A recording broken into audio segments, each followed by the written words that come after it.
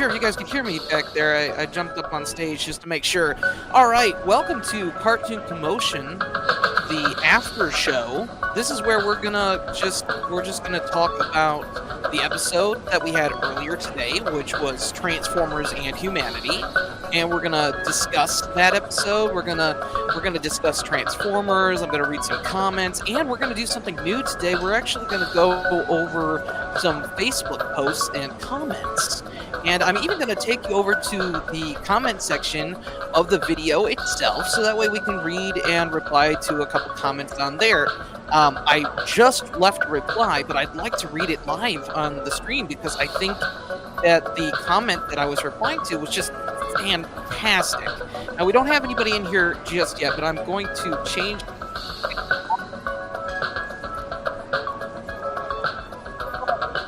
I tagged a few of you whom I thought would be interested in the topic of Transformers and humanity. I don't make it a habit to spam people, but I just wanted to make sure and let you know that it's rolling out. Rolling, get it? You know? Autobots, roll out. Right now, and we will be live until at least 9 p.m. Eastern Standard Time tonight. I hope that you guys can join us in the live chat. So people get here, though, it's just going to be you, the replay crew, and Jiggy and me. And that's right, Jiggy is excited to talk about Transformers. We are literally in the process of editing an episode of Transformers right now. Transformers, it's all about Optimus Prime and how Optimus Prime is actually like, in a way, a surrogate father, like our space dad. That's going to be an awesome episode. I'm putting a lot of work into it. We're putting a lot of work into the edit itself, like how we can present this in both audio and visual. That's going to be really entertaining. So that's what we're working on a lot right now. It's just the entertainment value and trying to make sure that everybody gets something out of it. I mean, you know, because we already put a lot of work into the psychology of it. Like, what is this telling us? What is this all about? But like, you know, we want to add that extra layer of wow factor to it also. Jiggy is very much about the razzle dazzle, aren't you, buddy? He just verified. Razzle dazzle, he's all about it. Also, you know, I didn't test my mic again, so just make sure if you guys can't hear me, you know, I hope you'll tell me in the comments, but you know, potentially you can hear me right now.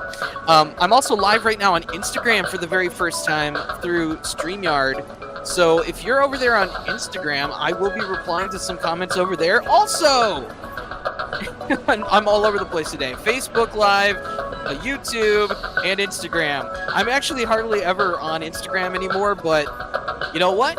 StreamYard gave me the opportunity, so I seized the day and I said, let's do this. Let's see who's here on Instagram. Ooh, we got some comments. Here we go.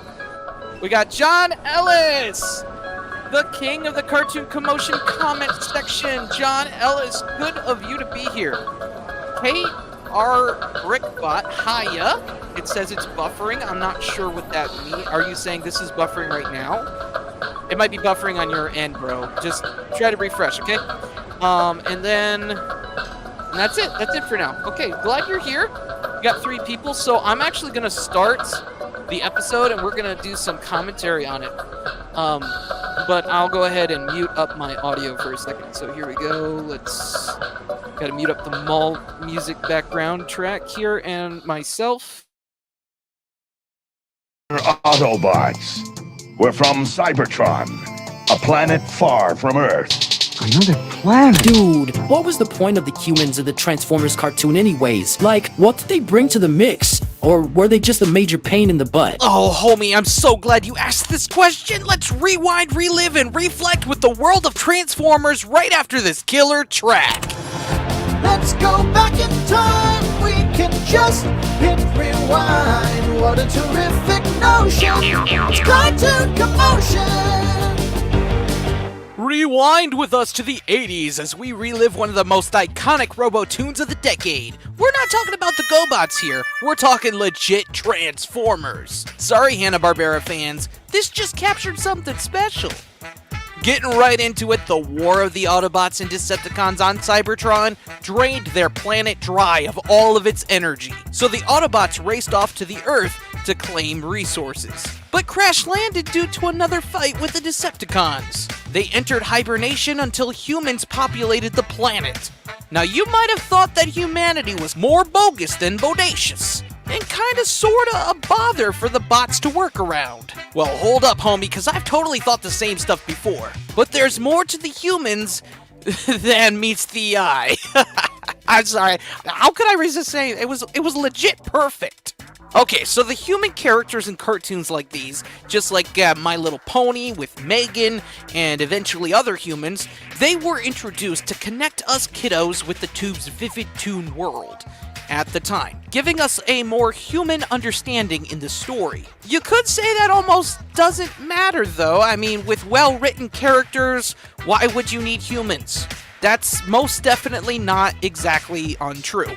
But in the case of Transformers, there's a crucial reason they exist in the story: their humanity. With humans getting involved in the action, they usually stir up more trouble than they fix. On occasion, they really pull through, but not really in Mondo huge ways. These actions they take usually get between the Autobots and a Decepticon defeat. But every great story has its stakes. No, Jiggy, I don't mean the chow kind of steak. Oh, yeesh, now I'm getting hungry. Sorry, bud, I didn't mean to bum you out any, but these are the keen parts of an epic tale that'll make you want to root for the heroes. Humans are a huge part of why we call the Autobots heroes at all. Scope this out, homie. Humans aren't just a hassle for the Autobots to take care of. They're also a way to expose another purpose for them beyond survival. Autobots also have a mission to defend and protect innocent life. Let's kick it all the way back to when Optimus Prime introduced the Autobots to the two main dudes of this series in Episode 2, Spike and Sparkplug Witwicky. Yeah, for sure, Jig. You could say that their presence in the series was totally electrifying. So, the first Earthlings that our out-of-this-world friends befriended were working on an oil rig that the Decepticons totally trashed. The humans were gonna be just casualties of their destructive greed. If the Autobots hadn't stepped in and saved them, that is. It was their leader, Optimus Prime himself, who rescued those humans from a terrible death, hauling them out of the ocean with the help of Jazz's tow rope. The Witwickies and Autobots then form an alliance, cause the little dudes convinced them that they know their stuff about the Earth and all that, and they could use Earthling allies on their side. Check this, zone in closely on the way that Spike describes the Autobots in his journal entries. The Autobots are a highly advanced form of robot, but they can think and have real feelings. Alright, what does Spike's view on the Autobots show us as the audience? What can we get out of all of that? Correctamundo, Jiggy Bud. It's a clear window to what they're all truly about. A way for us to see them as genuine heroes and not only warring robots. Pause for a sec, homie, real quick. Thanks for your likes and subs. We appreciate you, but this show runs on cookies. If you could spare $5 a month, head over to giveacookie.net. Every bit helps keep this show going for the homies just like you. Alrighty, that's enough. Now let's resume. Humanity mostly takes the damsel in distress role in this series. Even when stepping in to aid the Autobots, they'd still get into a mess load of trouble. But it's important! Without it, it would be a war of robots without the insight that they are so much more than machines. They can think, they can feel, they can love, they can hate. They are so very much alive. Humans reveal this in-person perspective of the Transformers, homie. It's all laid out so that we, the viewers, can get a righteous scope of the primo face-off between the Autobots and Decepticons from someone who's right there in the moment with them. If humanity weren't in the series, it would be nothing but robots shooting and kicking at each other, a whole bunch of nothing to fight for, except survival. And if we're being honest, that would be a long, meaningless battle. Humans aren't really here for you to connect with them personally in this series. They're here for you to better vibe with the Autobot Transformers and see the humanity in them. Well, maybe they matter more than I gave them credit for. Now I gotta go back and watch it all over again. Right on! Just so you know for sure before you go, homie, I'm Cade, your favorite cartoon weirdo, with my pet pig Jiggy on banjo.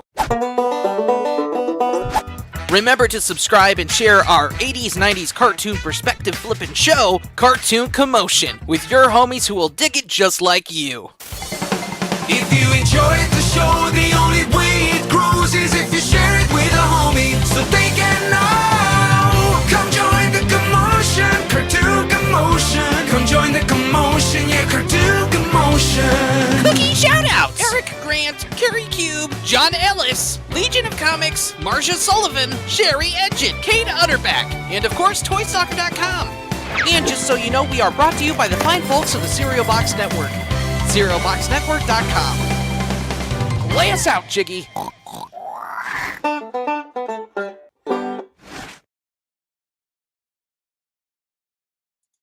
Alrighty, that was the episode today. How did you guys like it? Are you thinking about humans a little differently in Transformers now? Are they about the same to you, or is this something that you've already noticed on your own? I'm curious. I'm willing to hear perspectives and see where you guys are coming from, and I'm very excited to discuss it with you. I just shared this live stream over to the Cartoon Commotion homies group on Facebook, so I'm hoping that some people hop in there from there to chat with us. But in the meantime, John Ellis just commented this. In a way, Spike was the Jimmy Olsen of Transformers. I can see that. I can understand that. Like he says, the vulnerable but brave best friend. Spike was incredibly brave. Like in the Ultimate Doom miniseries, he was a force to be reckoned with. He would like jump in front of danger.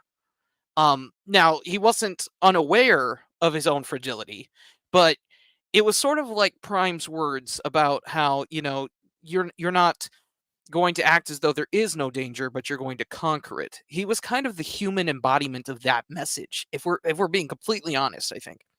So that's a really good note, John. Honestly, John, you could be a cartoon analyst also.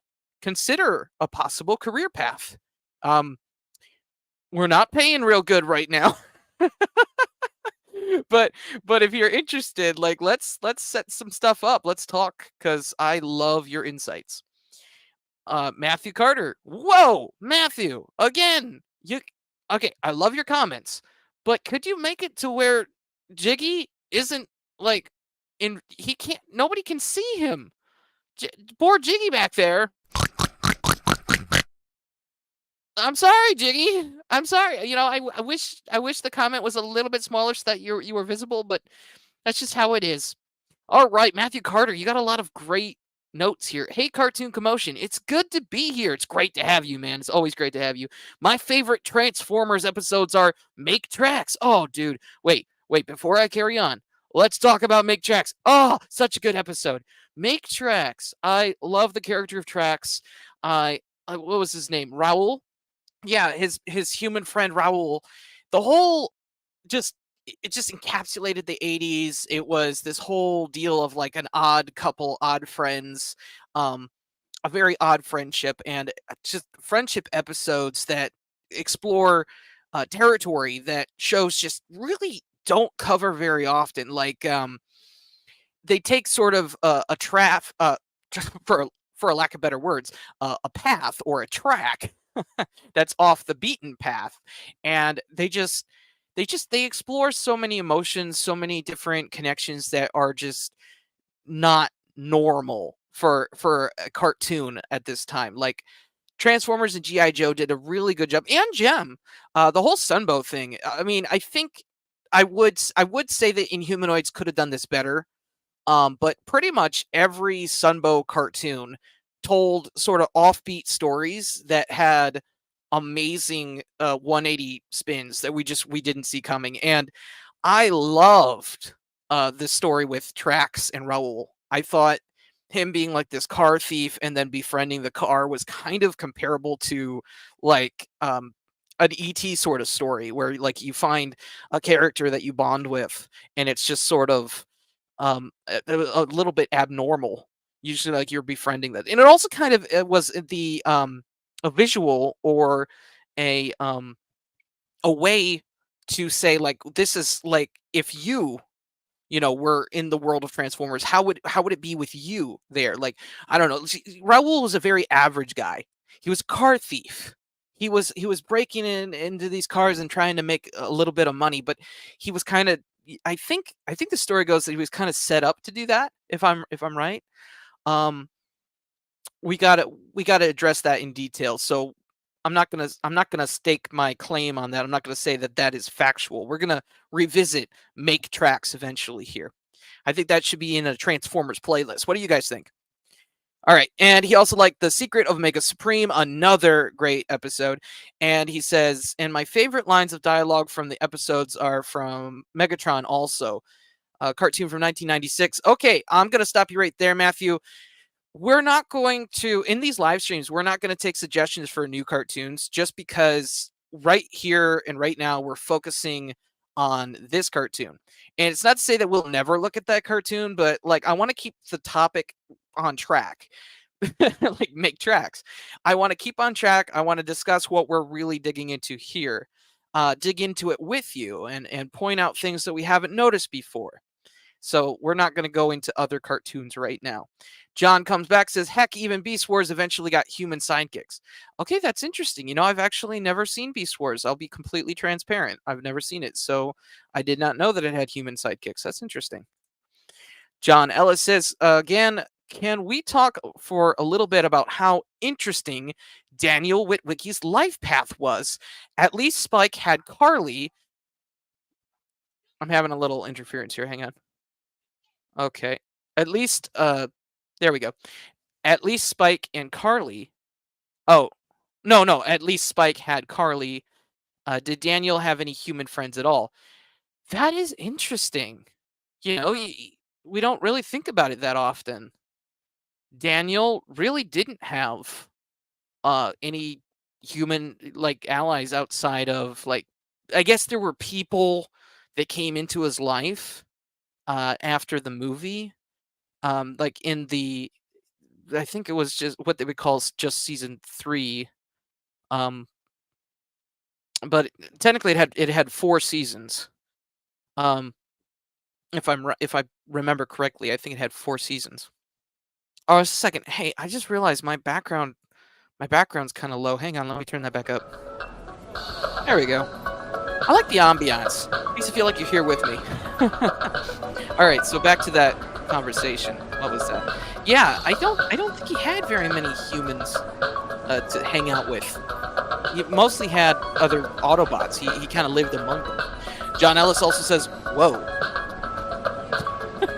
Maybe that's about being a cartoon analyst. John Ellis says, and of course, Daniel ended up living inside RC's head. I was wondering if you were gonna go there. Yeah, RC's head, the headmaster's section of Transformers, which wasn't even really a good transition. I don't even consider that canon, really. I kind of feel like the series ended. I mean, I guess you got to consider it canon to the point to where it happened, right? But oh boy, yeah, just like you wrote. Oh boy. To recap, we see more. Okay, wait. First, I'm going to acknowledge who's talking. KR Brickbot says, to recap, we see more of and read the humanity in the Transformers when humans are around. I'll be completely honest, I don't understand what you're saying at all, man. This comment is totally wigging me out. Can you rephrase that a little bit, bro? Just a little bit. It would be rad to the max if you could do that. Okay, John says, good point. John, because there's such a delay, I really need to know what you're talking about so I can address it. No offense, I appreciate your comment. Okay, Matthew Cutter comes back. He says, here's the dialogue from the episodes I mentioned. This is perfect. I'm going to destroy the monster's food and the mighty Omega Supreme. And also, now where's $1 million? Right here. Yeah, out of context, I'm a little lost. I need to revisit those episodes and zone in on what you're saying. But I love focusing in on dialogue, because dialogue establishes character for us. There's so much more to it. Matthew Carter is bringing in here a little bit of the G.I. Joe movie, but I'm going to say that's on point here because it's talking about the Transformers movie also. He says, here's some trivia for Transformers the movie. Parents of kids who watched the show were so angry that Prime died in the movie that the G.I. Joe animated movie put Duke in a coma instead of killing him, which is I'm going to say, Matthew, yeah, you're trying to say that originally he was planned that he was going to be killed. True. True fact. Very true fact. John Ellis says, the series ended with Prime establishing a new gold... Oh, John, I'm so glad you mentioned this because I know this, and you know this. But there's so many people that think that Prime died and he just never came back and they just stopped watching altogether. There's a lot of people out there that thought that way. I mean, they probably, in their adulthood, went back and rewatched some things. But there's so many people that thought it just ended there and they didn't even bother. You'd be surprised. I've seen it all over the place. Especially online, and we're actually going to get to some social media here in a second. John, I don't know if you came in when you came in exactly, but we are going to go onto Facebook and look at some social media posts together in just a minute here.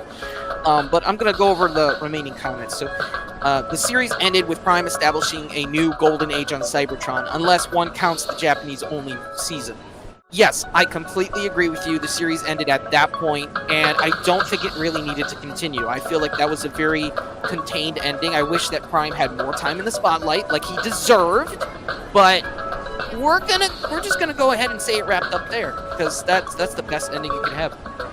I'm also live on Instagram today, and I'm not seeing any comments, so I'm wondering. And there's nobody there. Okay, so we might not even have another Instagram live. But hey, you know what? This was a good dry run.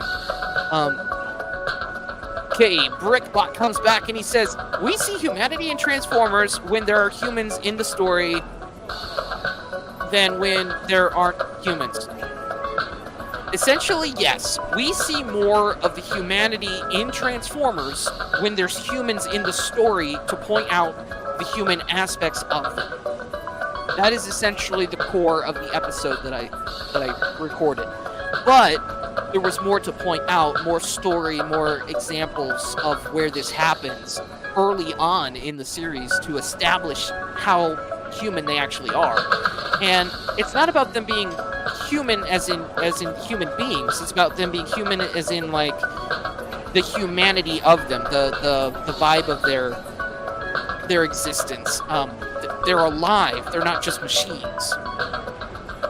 John also says, sorry, I do feel the humans... Okay, I think he was saying sorry about not adding context to where he's commenting. It's okay, John. He says, I do feel the humans do bring out the best in the Autobot characters. Totally. 110%. Matthew Carter comes on back. Peter Cullen's either getting a Lifetime Achievement Award or already got one. I did notice that, and I'm so glad that you brought it to our attention. Yes, Peter Cullen is getting a Lifetime Achievement Award for being Optimus Prime. Although, if I'm being perfectly honest, he was Optimus Prime and he is Optimus Prime. It doesn't matter if he's even in a movie or anything. In my personal opinion, this is just perspective from me. He is Optimus Prime. It doesn't matter if he's in anything today that involves Prime or somebody else voices Prime. He is 100% Optimus Prime. All right. So now that we're done with the comments here, we're going to go over to social media, and we're going to check out what's going on over here. But, first I'm going to take you over to the page with Transformers and Humanity on YouTube, and this is really awesome. Right now, it's just got a few likes, but that's okay. It'll get up there. The point I was trying to point out, the thing I was trying to point out here is the comment section. Nostalgic, Jimmy from Nostalgic, and that AK stands for Alaska. He says, 1, I love your intro track. I found myself humming it as soon as it started. It's officially in my head. That is awesome, bro. He also says, it's always about those resources. So it's always typically about the Decepticons trying to take resources and the Autobots stopping them. Yeah, in a sense, it basically is. in a greater sense, I think it's about survival. It's about conquest and ruling. But yeah, in the most simplistic, basic nature of what the Decepticons are trying to do, it's take resources. 3, he says you have to drop a more than meets the eye reference in a Transformers video. Thank you so much. I really appreciate that because I worked that in pretty naturally. That wasn't even in. I was just like, I was writing and I was like, you know what? That would be excellent. So I had to throw that in there.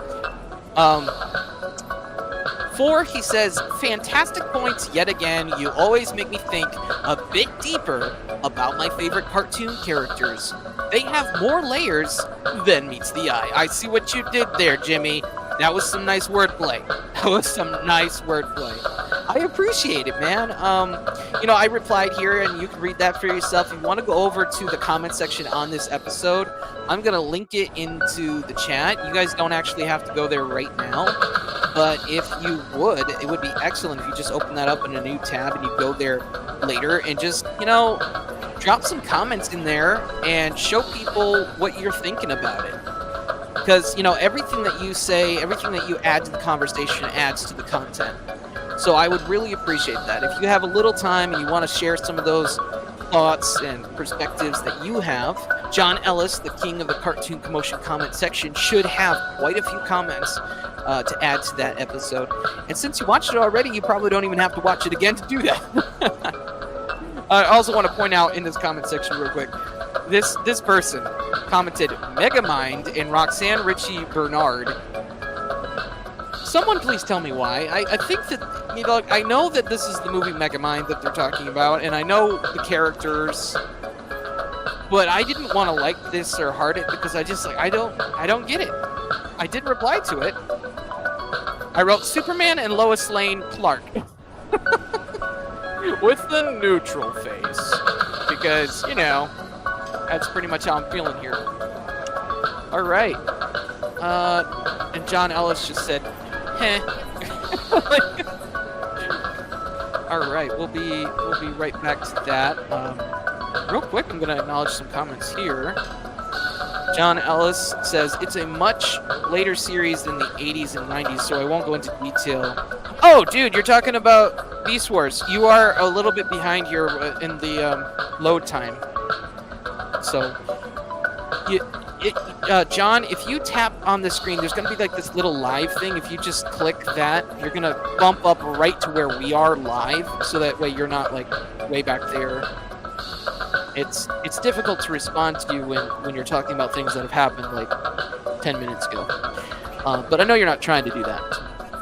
Matthew Carter also says, have you watched the episode Autobot Spike? Excellent question. I have watched that, and bro, dude, I have the most excellent bonus episode planned for Autobot Spike. You are going to love it. It's going to completely change the way that we see that episode. I am so looking forward to it. And I'm hoping that you are too. KR Brickbot comes back. He says, I guess we've seen every Transformers cartoon with human alliances. We want to see a human leads, but their Transformers story just for the sake of variety, like the upcoming film. Yeah, I'm getting a little lost in translation again, but I'm thinking what you're talking about is we've had every point of Transformer with human like partner that we can think of, so now we want variety. I think that's kind of what you meant. Am I getting that?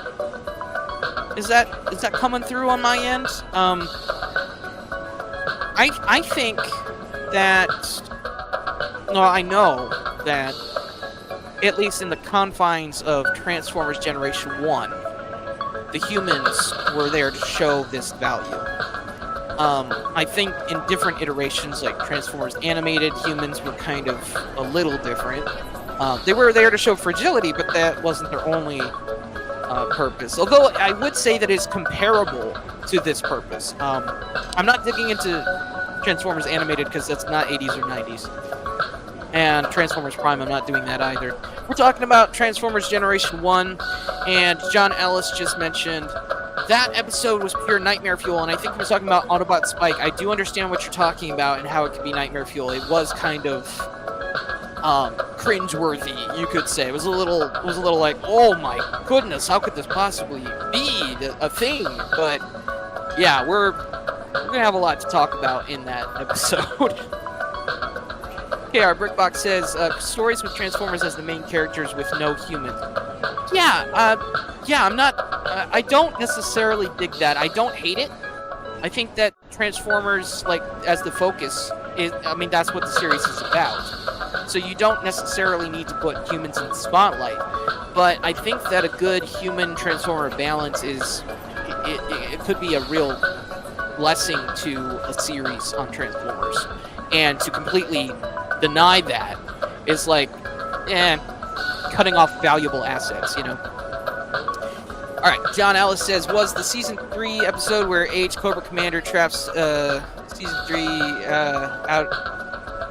What was the Season 3 episode where an Age Cobra Commander traps the Autobot leads in synthetic human bodies so bad it's a good, or so cheesy it's awesome? Difficult to answer that on the fly, but from my memory, I would say that it's not necessarily cheesy, and it does relate to this, you know, Autobot Spike, and it does relate to everything that we're talking about here. Very good episode. Very good, but mostly good for confirming connections. Because, you know, Cobra Commander and such. There's a lot of connections between Transformers and G.I. Joe, and everybody thinks that the reporter, who's Hector Ramirez, is the connection between all the shows, but I can personally confirm that if you go back and you rewatch things, just because it's Hector Ramirez doesn't mean it's the same Hector Ramirez. It's, honestly, it is quite literally a multiverse. They were almost the first. No, they might have been the actual first to create a multiversial story. At least in terms of cartoon. That's something to look into, I think. Alright, Matthew Carter says, which game first, Transformers or GoBots? Ooh, good debates! And actually that brings us into our next social post. We're going to get off of YouTube here, and we're going to go over to Facebook. Check this out. This is the second post I wanted to bring up. The GoBots, the Kmart of Transformers. Let me know what you guys think about this meme in the comment section. I think it's pretty funny, but it's also kind of strange because I liked Kmart. I enjoyed Kmart when I was a kid. I liked it. I liked it for a long time. I liked Kmart a lot. Like, I don't know if you guys would consider Kmart a generic store, but I almost would say like the Dollar General of Transformers. Like, I enjoy Dollar General's, you know, prices and stuff, but like they're more generic than, say, Kmart. Like, I don't know. Like, is that a fitting meme or does that need work? That's what I'm wondering. Feel free to jump in the comments anytime. Alright, so I got some more though. That's just one of them. And I was thinking what we could do is go through some of these comments on here, and I would actually reply to this live with you guys here, and you guys could help inform my comment. What do you guys think about that? Yeah, our Brickbot says, R.I.P. Kmart, never got to know them. Oh man, that was a good store.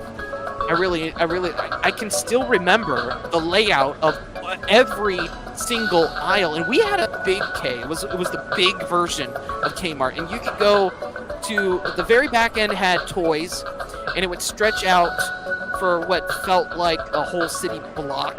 I know I'm exaggerating, but it was big. And then you could go in the corner in the far back, and there would be auto supplies. In the middle, there were some shoes, and towards the videos, there was a whole bunch of grocery-style stuff. It was great. I absolutely loved Kmart. There was a paper section to the front on the very far left of the store, and you'd have to walk back like aisles and aisles of makeup and products like that. All right. John Ellis says, Well, Hanna-Barbera did what the toy company requested, and it should be noted GoBots had a major female robot character way before the Transformers did. Completely notable. I don't consider GoBots to be like a total waste. I just think that they executed their story poorly in comparison to Transformers. Because Transformers led with heavy lore and just this like rich continuity to get invested in, and they hit you with relatable, lovable characters. Characters that were fighting a war, characters that were, you had all this human connection, and they had that miniseries that they just brought you in to immediately make you a part of their world. And GoBots was, the struggle with GoBots is that they just they left out the heart, and they just made a toy show, if I'm being completely honest. John Ellis just said they were a lot more childlike. Yeah, completely agreeable. I completely agree with that. Matthew Carter says College Humor called GoBots a ripoff of Transformers. Yeah, but the trouble is that Transformers actually premiered like directly after, if I'm not mistaken. I think they premiered almost like a year after GoBots. I think that was Transformers started from September 17th, 1984. But I think that GoBots was 83. And I really just think it's poor timing because, think about it. Maybe people over at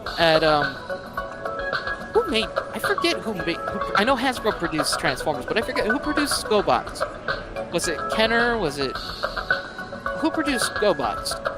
Someone in the chat, let me know who produced GoBots, but I want to say that they got word over at Hasbro that, Transformers was happening because there are so many comparable aspects from GoBots to Transformers. And think about it, Transformers could not have produced all of that continuity, all of that timeline, and everything that makes sense in the world of Transformers in just like a year. It takes like a whole year to develop a cartoon. Most times. So I don't see how that could work. I don't think it's reasonable that they would have ripped off GoBots. So I do think that GoBots ripped off Transformers. I just think that they did it in sort of like a secret fashion, and they failed because they didn't put the time into the background, into the lore, into the depth of the series. Transformers really did capture something special. Alright, so he said, John Ellis says, as in, you could tell GoBots was skewing younger. Yep, totally. Matthew Carter says, I like that Frank Welker voiced Megatron in Transformers and Scooter in GoBots. Frank Welker was a voice on almost every cartoon, but come on. He is the definitive Megatron. He was amazing. And that evil laugh. Come on, that evil laugh. He was so good at evil laughing. Alright, John Ellis says the GoBots miniseries did come out before Transformers in my market, but until it reran on USA Network Cartoon Express, I know that one. I had no idea GoBots had more episodes than the miniseries. Interesting. I wonder if it was pulled early. I forget what happened there. Plus, Transformers had the Marvel and Marvel UK comics adding a lot more lore. Well, we got to remember, John, that the lore was invented in the comic books. It was first written for comics and then translated into animation. So it all started there. The guy, which I can't name off the back of my hand, people feel free to jump in. The guy who wrote the whole background for the Marvel, totally blanking, the Transformers in Sunbow. He was a Marvel Comics writer, and he just kind of like wrote all of the character descriptions quickly on a napkin, if I'm remembering correctly, and then he took that and he made like a little script thing, and he brought that to Sunbow people and Marvel people, and they produced it that way. So it's a very interesting story. It's not at all normal. KR Brickbot says, oh, Bob Bodansky, are you joking? John Ellis says Simon Furman, I think. Okay. I mean, let's see real quick. Simon Furman, British comic book writer. Most well known of all Transformers comic scribes.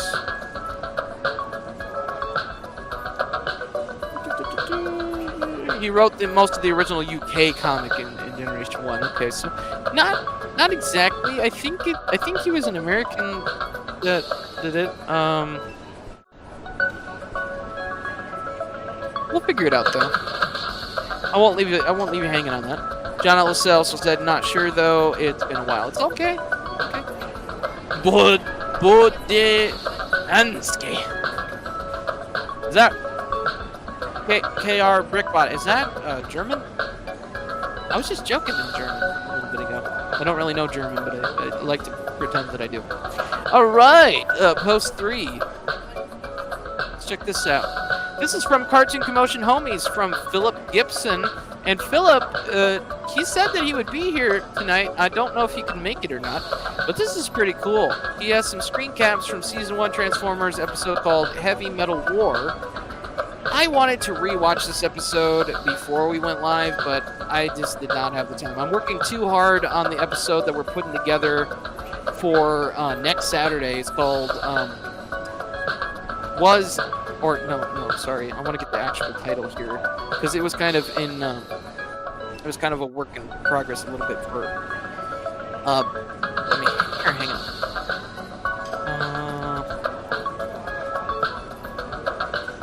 Basically, the idea is Optimus Prime is your space dad. So, these are some screenshots from that Heavy Metal War episode, Heavy Metal War from Season 1.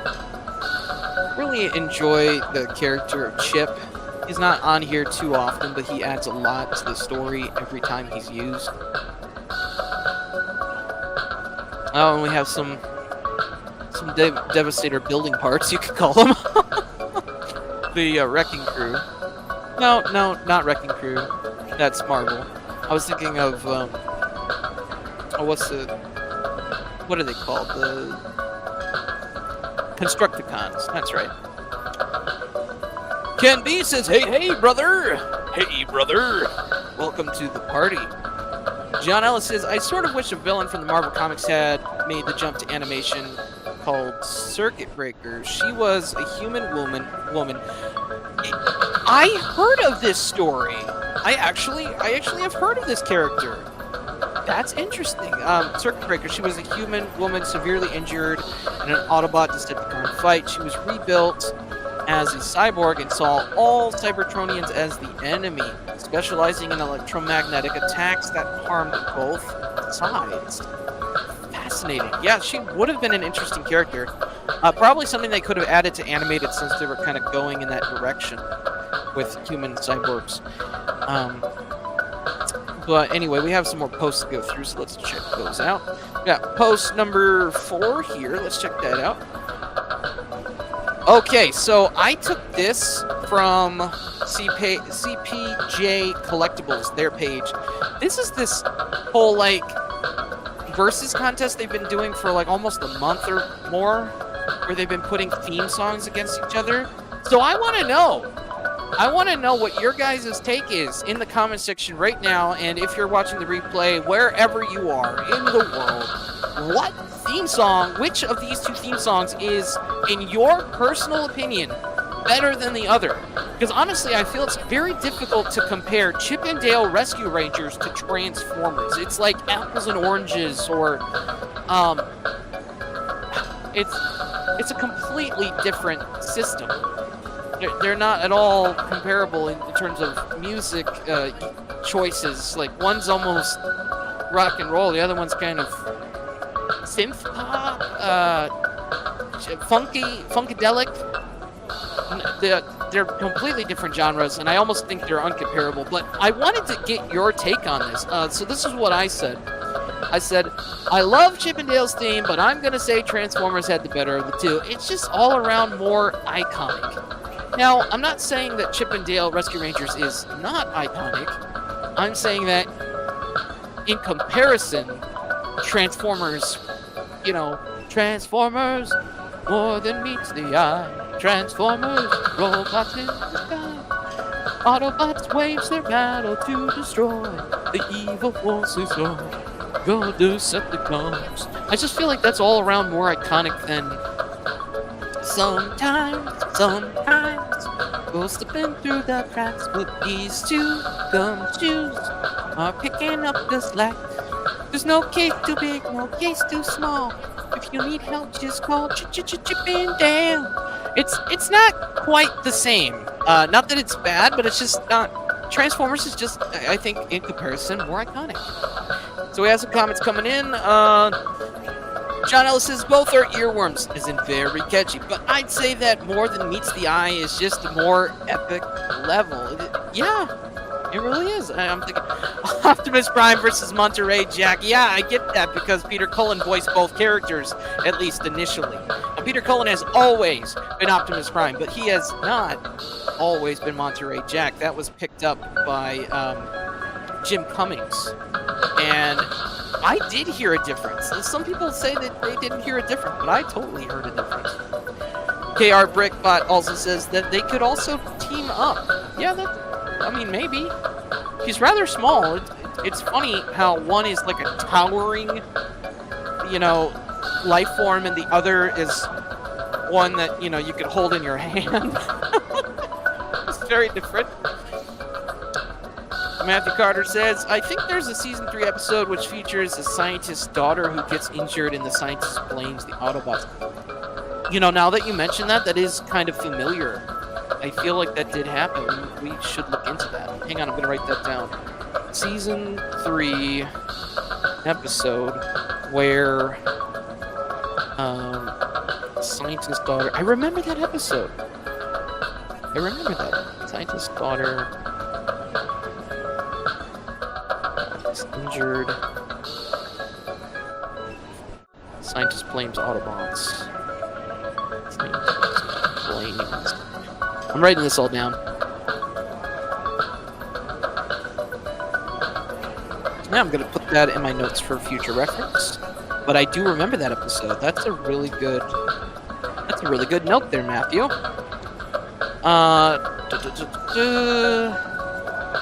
Ken B is here. He says Optimus Prime versus Charles Zaku. Okay. I'm not going to pretend that I'm super familiar with that. Matthew Carter says, I like the lion version of the theme song. Oh, yeah. Yeah, that was epic rock, sort of rock opera almost. Along with the iconic song, The Touch. You got the touch! And Weird Al Yankovic's Dare to Be Stupid. Dude, I love all these songs. If nothing else, the movie had an epic soundtrack, and most people agreed that the soundtrack was the secret star of that movie. I would have to agree with that too. I loved the soundtrack. However, I do embrace the story as a part of the canon because of the finale of Transformers. So you do have to get through it in order to understand and embrace Optimus' comeback. I do wish that they did not take Optimus's grand victory away from him in the battle. Not that I hate or totally despise Hot Rod, but they shouldn't have taken that victory from Optimus Prime. I know they had to because they were under contract by Hasbro, but they should not have taken that victory from Optimus Prime. It's just, it kind of ruined the build-up. It was like a whole bunch of tension built up, like, you're gonna get to this, and then, no, he did. Uncool. Most untriumphant. Alright, so we got this open here still. We're gonna get off of here and go over to post again. We're on post 4, so let's go on over to post 5. We got, let's see, how many do we got here tonight? 8 posts in total. We're almost through. We're halfway through.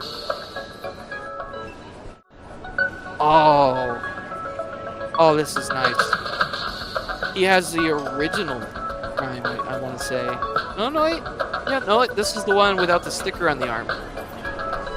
So this is Paul Allen Hetland of the Transformers Generation 1 G1 group on Facebook. He says, I have the Roboson Prime, which is beyond cool.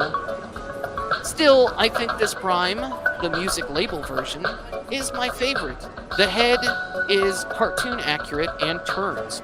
So this is not the original Robust and Prime, but this is one that he finds more cartoon accurate.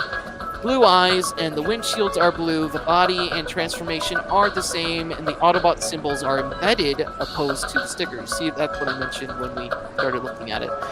I had the pre-rub Optimus as a kid, but I had to sell him for college books. What? I got one question for this dude. Was college worth it? Was college worth it if you had to get rid of Prime? Was college worth it? I don't think so. I don't think so. I think you shouldn't have gone to college. Prime is worth it, man. Oh! He says, this version brings me back to those good times. He said, he also gives me inspiration as I work from my computer. Thank you, Optimus Prime. Dude, I love this. Like, I just absolutely love the detail in this figure and how it feels like it came right out of the cartoon. I do not have this version myself, and I want him. I want him. It's probably hundreds of dollars, if not at least $100 more. We got some more comments coming in. Oh, there's a lot. Hang on, guys. I gotta catch up. Blah, blah, blah. Oh, Ken B says that was a Mobile Suit Gundam reference, I think. Oh, no. Yeah, okay. Mobile Suit Gundam reference. And then he says, also, the touch slaps. It totally does. It's a rad track. John Ellis also says, I remember the end of Season 2 had a weird episode where these 3 human students became obsessed with the Protectobots to the point that they talked smack with plain old Autobots when plain old Autobots turned out to help. Yeah, that was... You know what? I'm gonna say that was genuinely probably marketing. They were probably like, hey, we gotta talk these up because they're kind of just like average Autobots, but they have all the, you know, support aspects of like protecting innocent life. So I kind of felt like they were a bit excessive, but they were helpful. They were very helpful. You guys ever listen to Cybertronic Spree? Can be. I'm trying to think of where that's from. Ken, we are talking specifically on Generation 1 Transformers. If that is in the series and I just blanked on it, I apologize. But we are talking mainly about Transformers and humanity. The episode that we had earlier today. Let me see if I can... Nope. I'm going to pull up the YouTube channel as soon as I find it. Sheesh! Let's get out of these ones. Okay, so I'm going to link it in the chat. Don't go to it right now, Ken, but if you can, when you get the chance, go over there, watch it, leave us a comment. We really appreciate that, and it helps add context to everything we're talking about here. All right, so we got more comments. 80s and 90s Overlook says, greetings, my friend. Let me know who's talking tonight. I think that's Jamie from the 80s and 90s Uncensored. Matthew Carter says, oh, John says greetings. Not going to skip over John. Matthew Carter says, what did you think of Chris Hemsworth voicing? That is nothing to do with this series. We're not going to talk about anything current. 80s and 90s Overlook says, sold out for college books? Yes! Yes, this dude here. I feel so bad for Paul Allen Hetland. You know what? Let's comment right now. I'm going to ask, and you guys can go ahead and drop some comments that I should ask him. But I'm going to say... Oh, hang on. I got a position here. Was... Oh, I'm doing college. This is college. Worth it. In the end, you lost Prime. And your time. Ooh, it rhymes, so it's good. Let me know what you guys think, if I should add some more to that. We need to add a picture of Optimus Prime to see. Optimus Prime. G1. You know what? Dude. Yeah, we're gonna use the ballin' one. That's perfect. That's perfect. 'Cause look, it's literally like, you know, you got all the money, so like you're borrowing. Oh, look, there's Trax in there. Trax is right there. I love you, Trax. You're awesome. Okay, comment. Was college worth it? In the end, you lost Prime and your time. You guys, go ahead and drop some comments if you think I should say some things in these comment sections.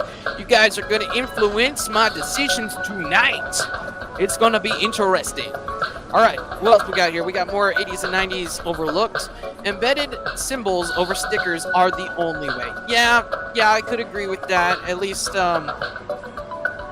like when you hold on to your originals, though, they kind of have that like. Let me rephrase that. When you hold on to the original figures, they are, you know, they're worth more. So it's kind of cool to find one with the stickers, but like, if you could, why would you choose the sticker over the embedded? It just makes more sense. Okay, Brickbot says B-O-T. Okay. Ken B says, nah, it's a band based on the series. Oh, cool, man. I don't think I've heard of that. The 80s and 90s overlook comes back. Stan Bush has a sick album called Call to Action. I love his... Have you heard? I know that you have, Jamie. I'm pretty sure you listened to the song that he had. It's just called The 80s, I think. And it was like, it's all about going back to the 80s and what it was like and stuff. It was really good. Jiggy likes that song, don't you, Jiggy?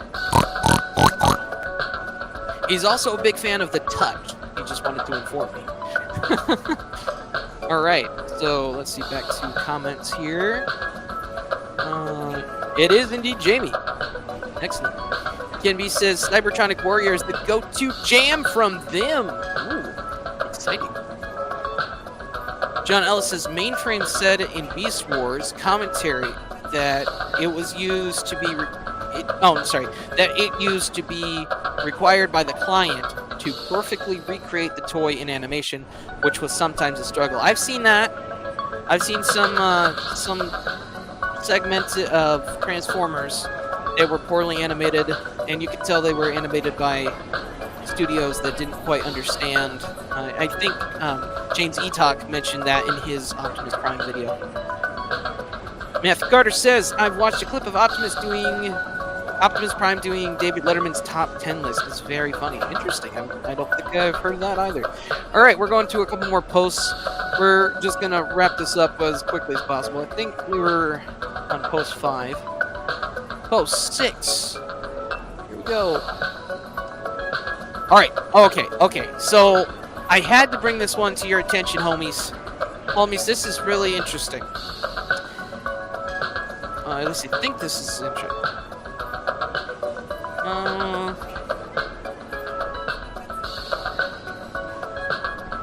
This is not the one that I thought was super interesting. This is one close to this, the super interesting one. He says, okay, fans, here's an interesting debate. I'm sure we all... Okay, wait. For context, Daniel R. Oliver is talking. We have an interesting debate. I'm sure we all have seen the 80s cartoon. The movies are clear as power and destruction when it comes to the weapons. However, the 80s or G1 are not so clear. The particular weapon or the Transformer who used it, even if the weapon was being used not by the owner, like Megatron himself has rarely used any other weapon but his fusion cannon. Yet the time he did, the gun made the same noise. Starscream's null ray was said to be unique to him. Grammatical error. Were Decepticon weapons better than Autobot weapons? Here's the chance to give your opinion. Whether it's the sound or the color of the blast, I'm not sure myself. Here are a few picks to help.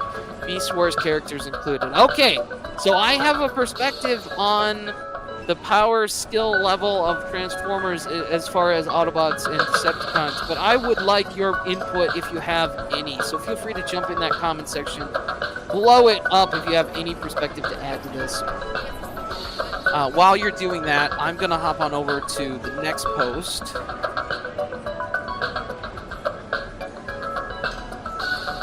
Again, in Transformers Generation 1 G1 group on Facebook, Yagami Lights says, "Hi, new member to the group. Love Transformers since I can remember. For my introduction, I bring you this moment that got stuck forever in my brain, the death of Optimus Prime." Oh boy, wow, what a way to introduce yourself, Yagami. I feel almost like you're trolling people. The first time I saw this movie, I had tears in my eyes. He was one of my heroes as a little kid. I couldn't believe it. He was a hero to us all and a father to anyone who would embrace him. Anyway, the movie was awesome. Yeah, it's a good movie. Really, really excellent story, more or less. Some debatable choices. Megatron turning into Galvatron, yeah, that was a debatable choice right there. The Rise of Rodimus Prime, another debatable choice. Unicron, I must have watched it 100 times. And the soundtrack, baby! Oh yeah, the soundtrack. We're back to the soundtrack. It's an excellent soundtrack. Anyway, thanks for letting me in. Now, I just wanted to point out how this looks like Megatron is hugging Rodimus, or Hot Rod, and shooting Optimus. It just kind of makes it look like they're on the same team here. I'm just saying. And Hot Rod, as a character in and of itself, I could make a breakdown video, but I'm not sure if anybody wants a breakdown. Like, let me know if you guys want me to do a breakdown episode on Hot Rod, Rodimus. I don't know if you'll really want me to do it after I do it, because I don't have a whole lot of quote-unquote nice things to say, but on the flip side, I don't hate him either. I just have very clear reasons of why he's not a good character at all. And could make for a very interesting debate. So if you're interested, I could definitely make a breakdown episode on Hot Rod / Rodimus. Getting back to the comment section here, we're nearly through. John Ellis says, "At least going by lore, in theory, Decepticons had more powerful weapons as they were deliberately built to be powerful warriors, while many Autobots were originally built in peacetime." Oh, dude. Oh, Jiggy, you were kind of covered up there. I could barely hear you. Could you do that one more time? Could you say that one more time for everyone? Yes, Jiggy. John completely hit the nail on the head. John, this is why I think that you would be an excellent cartoon analyst, because you paid attention to that crucial piece of lore that clarifies something that is so essential to the history of the Transformers. Yes, 110%. I feel like we could have an amazing discussion, you and I, on this topic, because I have a bonus episode that I'm planning to produce for that topic, John. Let's talk about this sometime. Alright, Matthew Carter says, "Have you watched Transformers Generation 2 or Beast Wars Beast Machines?" I said earlier I did not watch Beast Wars or Beast Machines. That's bad. That's my bad. I was not really interested. I think the CGI really turned me off to that. Just wasn't my thing. John Ellis says, "The movie did a number on me at age 10. I feel that, man. I feel that." He said, "I think I told you my favorite Autobot was Prowl." Oh, yes. He did have the most gruesome death. He did have one of the most gruesome deaths in the beginning of the movie. And the infamous Autobot death. Terrible name for it, but it's very accurate. John Ellis also said, "Indeed," to my notion of talking about the history of the Autobots. Alright, we come to our last post, and I think this is the post that had the most on it. Oh no, it's a meme. I must have saved the best for a secret special occasion that connects to that episode I was just talking about with you, John. Alright, so this is Damon Sales on Transformers Generation 1 G1 group on Facebook yet again. He says, "Put the internet on a timeout for this one." I just love this meme. They're all looking at the computer screen and the computer's saying, "You gotta do the recaptcha code, I am not a robot, if you want to enter this." I love it. This is probably my favorite Autobot meme, just because they're all robots, they can't help that. And the internet's like saying, "Hey, you can't do this if you're not if you are a robot." So I just absolutely love this movie. So I had to share it with you guys. I'll probably, you know what? I'll do a quick share in a group. We're gonna put that over in Homie Hangout, the Cartoon Commotion Homies group. Absolutely. Am I misspelling it? Yeah. Love this meme. Totally excellent. Because, like, they can't help their robots.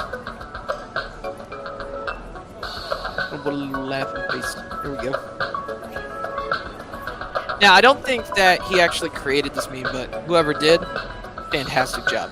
It's just, it's like premium meme. It's a premium meme. John Ellis says he'd be the cover of the Criterion Collection release of the '86 film, Prowl Screaming and Melting. Now, there's a site. There's a site. Matthew Carter says, my favorite Autobots are Prime, Trax, and Cliff Jumper, who's voiced by Casey Kasem. Excellent choices. A little bit on the off the beaten path with Cliff Jumper. Because, man, Cliff Jumper was trigger happy. Didn't he just, like, want to shoot Megatron at any chance he could possibly get?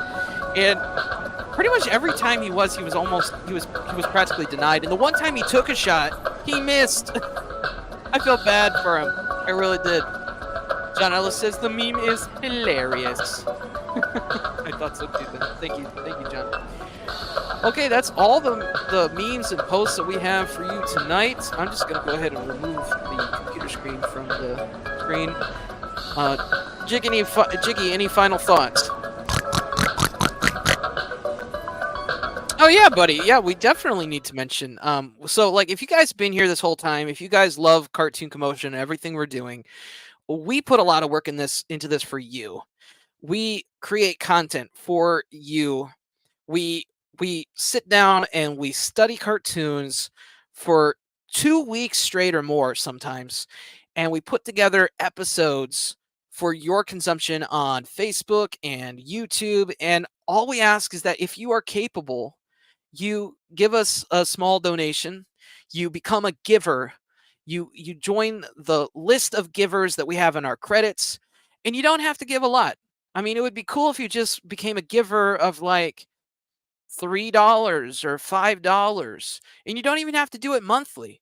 Right now, we're having a special promotion, I should say, that we're putting together a complete breakdown of Batman Mask of the Phantasm. We've been doing it for a while, but we are short on funds, and we are trying to give this thing 110% love. Like, we have so much that we want to put into this. It's not going to be a standard Cartoon Commotion episode. You're going to get at least 15 minutes to a half hour of pure analysis on every aspect of Batman Mask of the Phantasm. So if you could find it in your heart to become a giver, like John Ellis and so many other people that have been generous enough to give a little bit here and there when we really need it, we appreciate you so much. And we do this for you. Everything that we do here, every bit of money that we receive goes right back into the content that we're making for you. So if you could become a giver, please do so. That's giveacookie.net. www.giveacookie.net. We even have a little jingle for you. Donate a cookie, lend hand. Giveacookie.net is where you should spend. Keep a commotion rolling it. On you we depend. Yo, homie, give a cookie. never ceases to entertain me. All right, thanks for being here. We appreciate you guys. Keep it unreal. We got a couple more comments real quick. One from Matthew Carter here. I like when Cliff Jumper counted down due to Casey Kasem hosting American Top 40. Oh, that's true. You know, Casey Kasem was also the voice of their computer, Teletran 1. So if you didn't know that, that is true. All right, thank you for being here, guys. Thanks, John Ellis, Matthew Carter, 80s and 90s uncensored / overlooked, Ken B, KR Brickbot, and just anyone else who came in and even just sat for a little while. We appreciate you. Keep it unreal. See you next time.